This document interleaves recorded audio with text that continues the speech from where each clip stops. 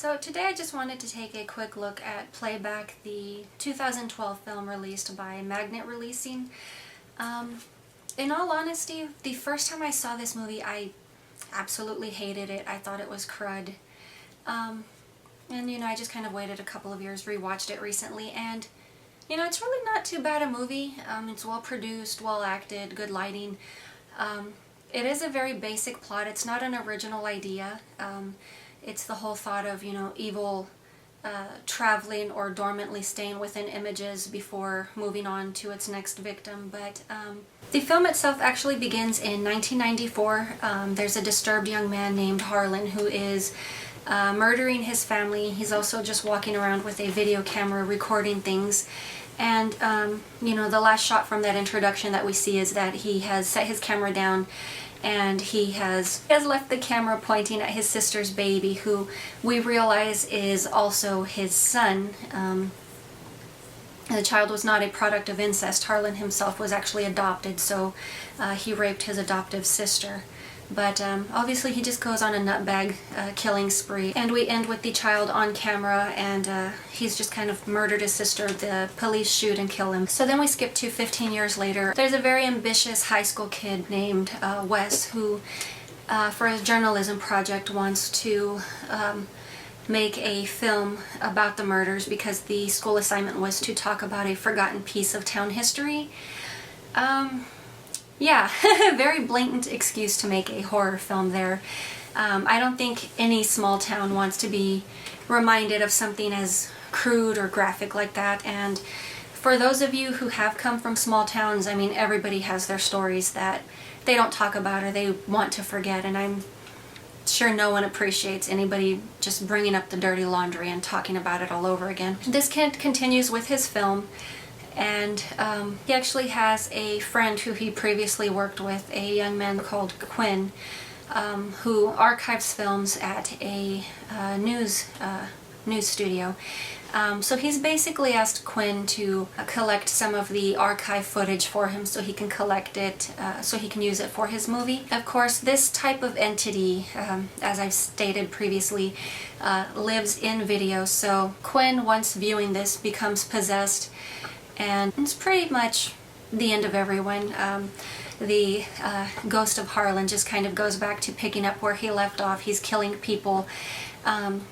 Obviously these people are not suitable vessels, and the corpse just kind of starts to rot. We also have a very interesting backstory which ties back to Louis Le Prince, who basically was the father of modern cinema, or the guy who invented the first camera. So I think it's interesting how they took some of that previous history and just kind of tied it into this madness. So Louis Le Prince himself was a French inventor. He shot the first moving pictures film on paper film, no less, and if I remember correctly, that first little movie was actually about 3 to 4 seconds long, so just very short, but it gives you a taste of what the technology was capable of. The real Le Prince himself was actually a chemist, engineer, obviously inventor, and filmmaker. So one of those groundbreaking films had been shot in Leeds, West Yorkshire, United Kingdom. The film was roughly 3 to 4 seconds long, and it just gives you a taste of what the technology was capable of. So that short film itself was called Roundhay Garden.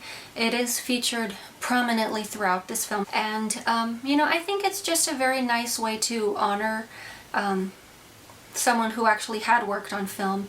The whole backstory on Louis Le Prince himself is very interesting to me. I'll probably go more in depth in a video later and just kind of talk about the history of his film, just because it really piqued my interest. But for the purposes of this film, they kind of turned Louis Le Prince into somewhat of a demon. He filmed his first movie, he disappeared shortly, and it's believed that he harnessed the technology not to steal a piece of someone's soul, which some cultures believe that films or cameras can steal a person's soul. Just kind of the whole mythology was rewritten to he was able to steal a person's soul. He can lay dormant inside of the moving pictures or film itself, come out and possess a person. The belief in this is that the suitable vessel is actually a biological child. So this is actually passed from father to son. So of course we have Harlan, who raped his sister. That child bounced around from foster home to foster home, and obviously it's Wes. So yeah, it isn't long before he kind of tries possessing his son slash brother. The whole conclusion of the film really isn't too thrilling. It's nothing new that we haven't seen before. Like I've said, it was a well done film. I enjoyed it. Could it have been better? Yes.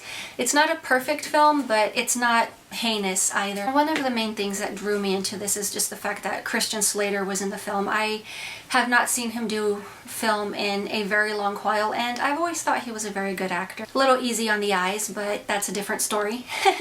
But yeah, I just thought it was a great film, and you know, if you guys haven't taken a look at it, I would definitely recommend checking it out. But that is all I have for you guys today, and I will talk to you later. Sister's baby, who we later realize